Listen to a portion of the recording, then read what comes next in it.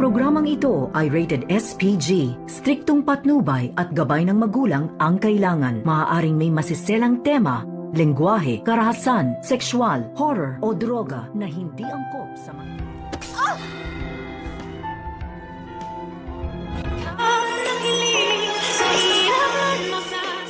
Narito na nga ang ating pakaabangan ngayong Lunes sa abot kamay na pangarap.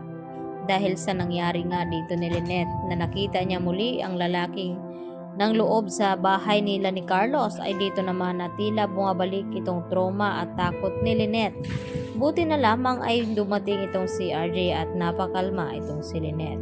Subalit maya-maya nga ay naiwan ni Lynette ang cellphone sa lamesa at tagpa siya nga itong mag-restroom. Ay dito naman napansin ni Diyosa na may tumatawag at walang iba kundi itong si Doc Carlos. At sinagot naman ni Diyosa ang tawag ni Carlos at nalaman ito na magkasama nga sila dahil nagtataka itong si Carlos na kung bakit si Diyosa ang sumasagot sa cellphone ni Lynette. At dito nga na ipinaliwanag ni Diyosa kay Carlos na nagpapasama nga daw siya dito sa dumalaw sila dito sa libingan dito nga ni Cromwell. At dito nga na sinabi ni Carlos kung nasaan sila at pupuntahan daw niya ito.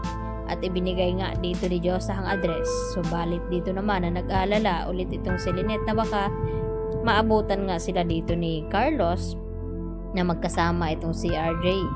At dito naman napagsalitaan ng hindi maganda ni Lynette itong si RJ. Kaya agad na sinabi ni Diyosa na hindi tama ang ginagawa dito ni Lynette. Dapat humingi daw ito ng pasensya dito nga kay Dr. Nyang. Kaya agad naman na pinuntahan ulit dito ni Lynette itong si RJ at humingi ng pasensya.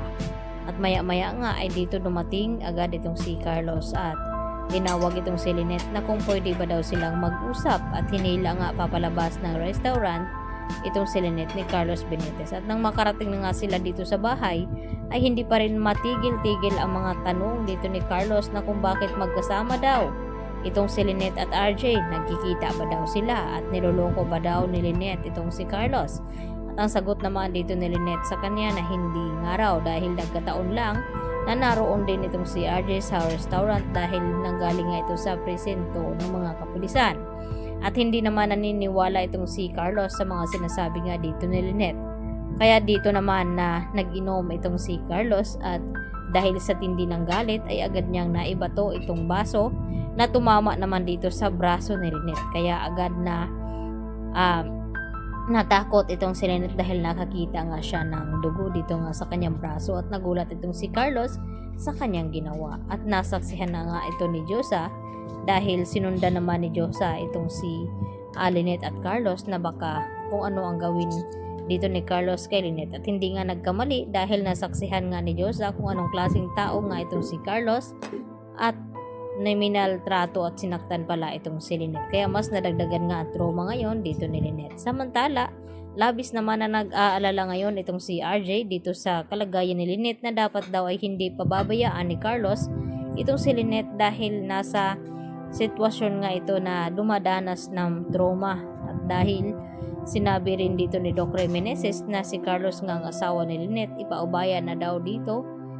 kay Carlos ang pag-aalala dito ni RJ dahil wala na nga siyang magagawa pa kahit anong gawin dito ni RJ dahil nag-asawa na nga itong si Lynette.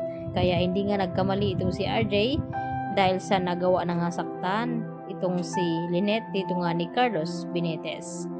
At ganoon na lang katindi rin ang galit dito ni Carlos kaya napagbuhatan niya ng kamay itong si Lynette. At pati na rin itong si Annalyn ay nadadamay na rin dito sa ugali ni Carlos Benitez. Kaya pinag-iinitan pati ang trabaho ni Annalyn ay tila hindi nagugustuhan ngayon ni Carlos Benitez. At naintindihan naman ito ni Mang Pokwang.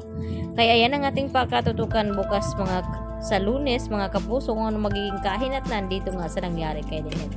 Yan lang po at marami pong salamat sa inyong panonood.